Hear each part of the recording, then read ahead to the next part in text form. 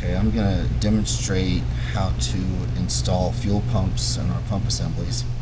The way they ship now to ensure safety of the pumps during shipping is without the pumps installed.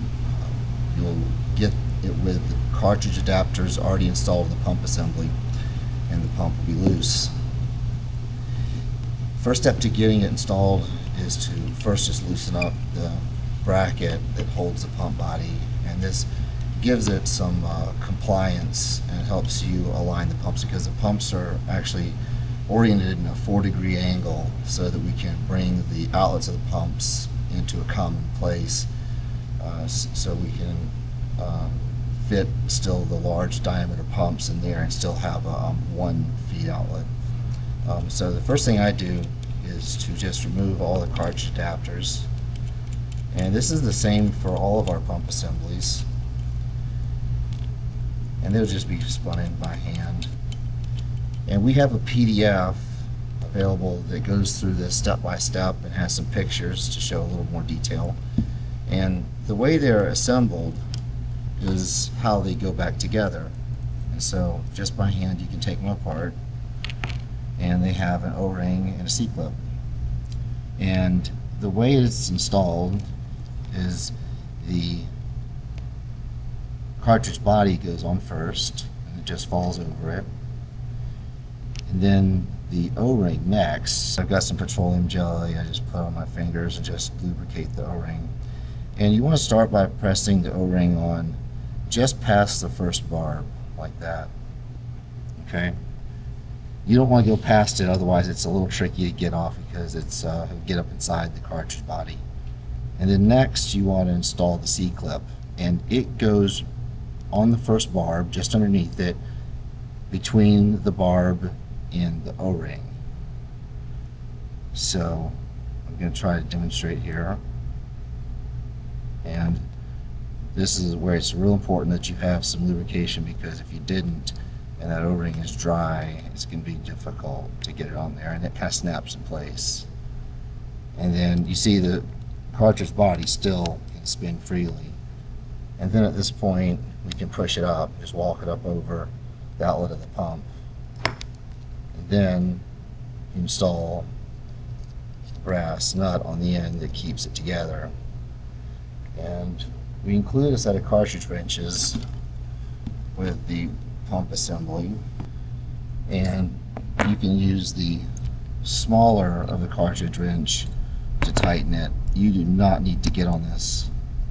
I would not put the larger wrench on the outside of it to provide counter torque for the small wrench. At this point it's just unnecessary, and you're probably going to bend the wrench. And the way we've designed these wrenches is that if you bend them, you're using too much torque. For assembly into the pump assembly, or installation of the pump assembly, it usually makes sense on a triple pump assembly like this is to install the side pumps first and then the outermost pump last. And this is where having the loose bracket makes it easy to get this aligned. And what you can do is you can just press this up into it to start the threads, and then you can use the cartridge wrench to get it started. And so on the first one is pretty easy, because you can just usually start it with your fingers. The second and third ones get progressively more challenging as you go. Again, the larger O-ring, like all O-rings, should be lubricated, and you just gently tighten it up like this until the cartridge nut goes to a stop. And you don't need to tighten it very hard. It's just like any O-ring fitting, you can just tighten it to the stop. After you get all 3 pumps installed, you'll still see it does have compliance. It is allowed to move. It is fine, it's normal, it's expected, that's the way it works. And then you'll be able to have compliance to install the remaining 2 pumps, or 1 more pump. And then when you're done with that, then retighten the bracket. And to remove the pump, it's the same way.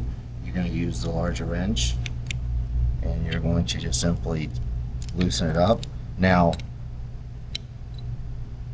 at this point, when you want to loosen up, you want to start with the outermost pump first. And keep in mind, after it's been in fuel for a while, it's going to be a lot harder to get off. So sometimes it helps to spray like a little bit of WD-40 in this little O-ring groove here and let it soak into the O-ring so you can crack it loose. And then taking it out until it's done.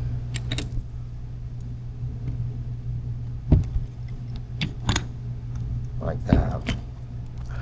And then at this point you would want to use the larger wrench to provide counter torque, because the O-rings in here are going to be a little tighter because the fuel is going to wash away the lubrication. And then when you come down here, I think it's a good idea to replace the O-ring. See, it won't, this is lubricated, I just put it together, so it's going to come apart kind of easy. And then what you need to do is you'll have to pop off the snap ring, and it will jab you like this. And then you can use usually a small flathead screwdriver to get off the O-ring. I like to replace the O-ring, but I'm just using my fingers here because it is still lubricated. But when it's been used in gasoline or ethanol or a combination thereof, it's going to be much harder to get off.